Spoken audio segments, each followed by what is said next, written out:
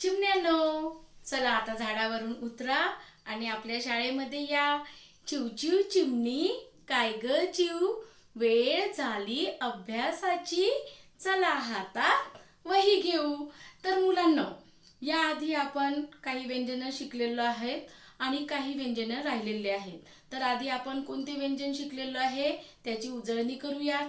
तर क कमळाचा, ख खडूचा, ग गणपतीचा, घ घराचा, अंग, च चमच्याचा, छ छत्रीचा, ज जहाजाचा, झ झबल्याचा, न ट टरबुजाचा, ठ ठशाचा, ड डमरूचा, ढ ढगाचा, न बाणाचा, त तलवारीचा, थ थैलीचा, द दरवाजाचा, ध धनुष्याचा, न नळाचा, प पतंगाचा, फ फळाचा, ब बदकाचा, भ भटजीचा, म मगरीचा, य यज्ञाचा, र रथाचा, ल लसूणचा, व वजनचा आणि श शाळेचा. तर अशा प्रकारे आपण एवढे व्यंजन शिकलेलो आहे आणि श नंतरचा येणारा व्यंजन आहे श. परत श, पण हा श षटकोनाचा श. तर आपण श, स, ह, ळ, क्ष आणि ज्ञ असे व्यंजन शिकूयात. तर चला मुलांनो, सगळ्यांनी वही घ्यायची, पेन्सिल घ्यायची आणि आता अभ्यासाला बसायचं. तर आपण आता घेणार आहे व्यंजन येणारा श. तर हा श आहे षटकोन श. षटकोन श. ज्याला 6 कोण असतात त्याला काय म्हणायचं? षटकोन श. बघा, 1 2 3 4 5 6 म्हणजे षट. षट म्हणजे 6. तर षटकोन, षटकोनाचा श. आता पुढचं व्यंजन येणार आहे स. तर स पासून भरपूरसे शब्द आहेत. तर आपण घेऊया सडक. हो की नाही? सडक. तर तुम्ही काय म्हणता, हिंदीमध्ये काय म्हणतात याला? रस्ता, रास्ता. क्या बोलते हैं? रास्ता. पण आपण मराठीमध्ये शिकूया. मराठी म्हणतात सडक. हा, स सडकचा, स सडकचा. तर पहिला कोणता आहे? श षटकोनाचा, श षटकोनाचा, स सडकचा, स सडकचा. आता यानंतर येणारा शब्द आहे ह. आता नंतरचं व्यंजन काय आहे? ह. तर ह हत्ती, ह. काय म्हणायचं? हत्ती, ह. ह हत्तीचा, ह हत्तीचा, ह हत्तीचा. तर हत्ती माहिती आहे तुम्हाला कुठे राहतो? हत्ती जंगली प्राणी आहे. तर तो जंगलात राहतो. हत्तीला खूप मोठे मोठे दात असतात. हो की नाही? आणि त्याची सोंड खूप मोठी असते. आणि सोंडेने तो काय करतो? सोंडेने सगळे त्याला मुंग्या दिसतात. मुंग्या हा प्रकार काय असतो? याच्या कानाला किंवा पायाला मुंगीने चावा घेतला तर हत्ती एकदम बेधुंद होऊन जातो. म्हणून तो सोंडेने पूर्ण मुंग्या फुकून टाकतो. हवेने त्याच्या फुंकून टाकतो आणि मुंग्या दूर होतात आणि तो मग पुढे चालतो. आता आपण शिकलो काय आहे? श षटकोनाचा, स सडकचा, ह हत्तीचा. तर आता याच्या पुढचा व्यंजन आहे ळ. काय आहे? ळ. तर हा ळ बाळाचा ळ. बरोबर आहे. आपण बाळ म्हणतो तेव्हा ळ हा शेवटी येतो.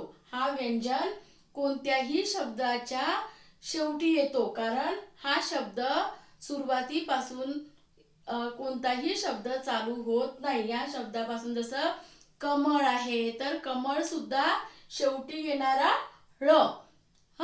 तर या अक्षरापासून कोणताही शब्द तयार होत नाही, तर तो नेहमी व्यंजन शब्दाच्या शेवटी येतो.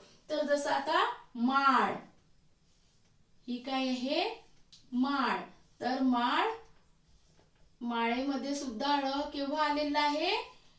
शेवटी आलेला आहे.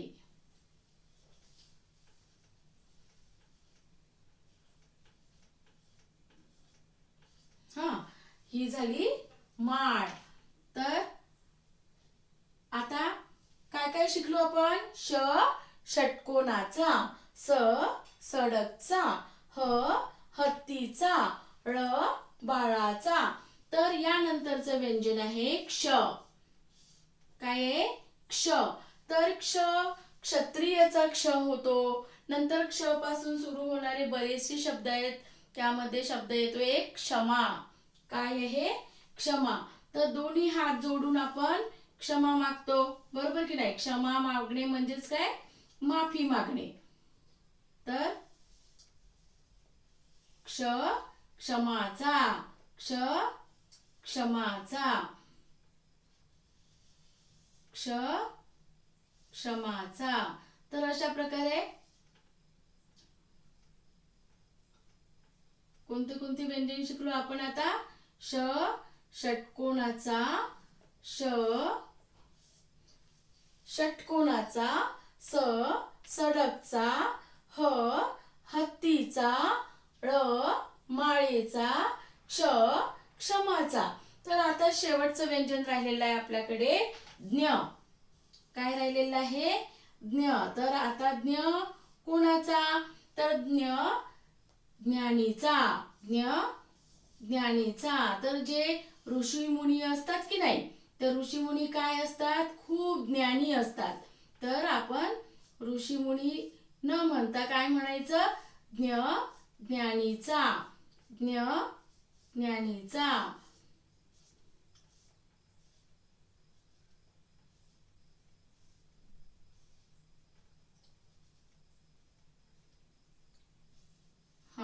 ज्ञानीचा, ज्ञानीचा.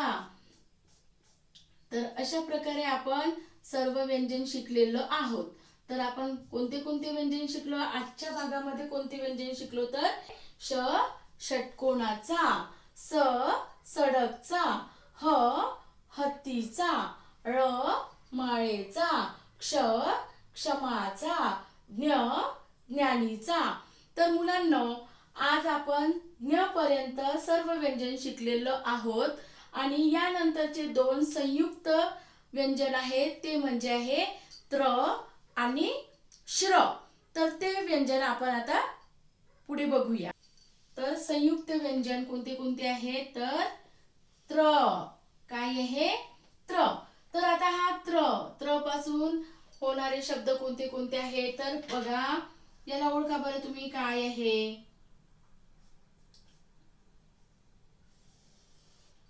काय आहे बघा, सांगा मला. तर याला काय म्हणतात? त्रिशूल. कोणाकडे असते त्रिशूल? सांगा बरं. तर कोणाकडे असते? ओम नमः शिवाय. कोण आहेत ते? श्री शंकरजी, हो की नाही? तर हे काय आहे? त्रिशूल. तर त्र पासून सुद्धा त्रिशूल होतो. आणखी कोणते शब्द आहेत? जसं पत्र, हो की नाही? माझ्या मामाचं पत्र हरवलं. तर तुम्ही म्हणता की नाही? तर त्र पासून तर होणार नाही हा शब्द, पण हा त्र शेवटी येतो, पत्र. तर पत्र. नंतरचं संयुक्त व्यंजन आहे श्र. कोणतं आहे?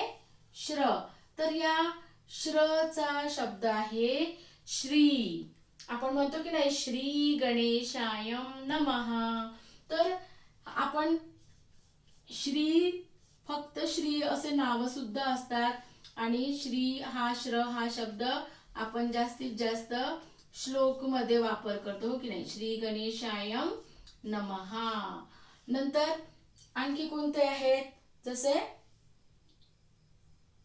कोणतं सांगितलं होतं ग मी? मला नाही आठवत. आताच सांगितलं तू, हो म्हटलं, बरोबर आहे. हा, माताश्री पिताश्री. आता थोडं आता ते कट करून टाक, तू कर कंटिन्यू. हा, तर श्री पासून आणखी दुसरा शब्द आहे, जसं आता आपण काय म्हणतो, माताश्री, हो की नाही? माताश्री, पिताश्री. तर हा या शब्दापासून वेगवेगळे शब्द आपण तयार करू शकतो. तर अशा प्रकारे हा त्र आणि श्र हे संयुक्त व्यंजन का आहेत, तर त्याचा अर्थ सांगते मी. त्र, तर त्र मध्ये काय काय येते? त. काय येतो? त. तर हा त काय आहे तिथे? अपूर्ण आहे, पूर्ण नाही. त्यामुळे आपण याला काय केलं? अर्धा त. हा काय, त्याला लंगडा करून टाकला आपण. लंगडा त म्हणजे अर्धा त. तर याच्यामध्ये त झाला, नंतर काय आहे? र. त्र, त आणि र. आणि एक व्यंजन, एक स्वर ऍड केलेला आहे आपण त्याच्यामध्ये, अ. असा हा व्यंजन पूर्ण झालेला आहे, त्र. अशा प्रकारे हे संयुक्त व्यंजन म्हटल्या जाते, कारण त्याच्यामध्ये किती शब्द, किती अक्षर ऍड झालेले आहेत, तर त आणि र. तर याच्यामध्येच श्र पण आहे, तर श्र सुद्धा संयुक्त व्यंजन आहे आणि त्यामध्ये सुद्धा 2 अक्षर ऍड झालेले आहेत. जसं श, अर्धा श, त्याला काय लावलेलं आहे? र. आणि मग अ, असा हा श्र. म्हणून हा संयुक्त व्यंजन आहे. तर अशा प्रकारे आपण संपूर्ण व्यंजन शिकलेलो आहे. तर ते व्यंजन म्हणजे कोणते कोणते आहेत? क, ख, ग, घ, अंग, च, छ, ज, झ, न, ट, ठ, ड, ढ, न, त, थ, द, ध, न, प, फ, ब, भ, म, य, र, ल, व, श, श, स, ह, ळ, क्ष, ज्ञ आणि त्र, श्र.